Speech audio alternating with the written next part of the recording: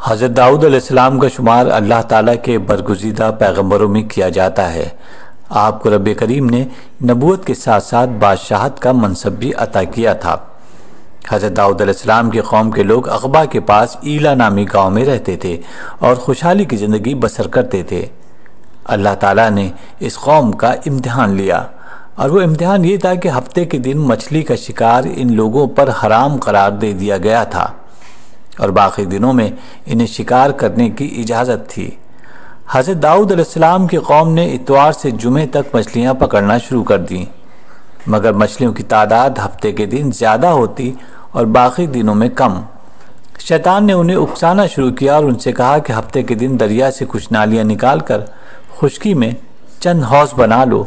جب ہفتے کے دن ان نالیوں سے مچھلیاں حوض میں آ جائیں تو نالیوں کا منہ بند کر دو، اور دوسرے دن آسانی کے ساتھ مچھلیاں پکڑ لو۔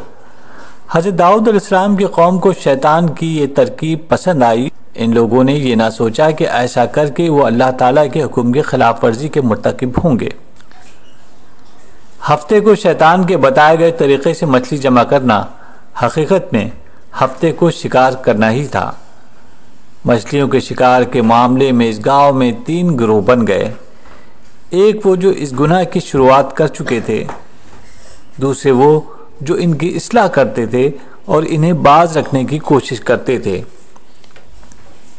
اور تیسرے جو اللہ سے ڈرتے تھے، جن کو اللہ کا خوف تھا۔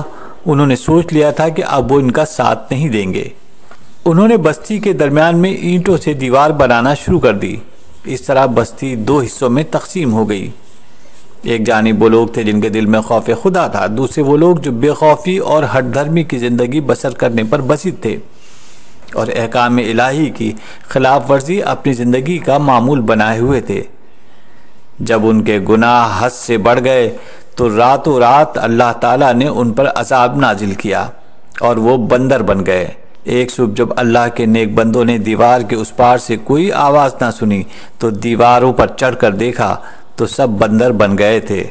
وہ خوف سے چلانے لگے، شور کرنے لگے۔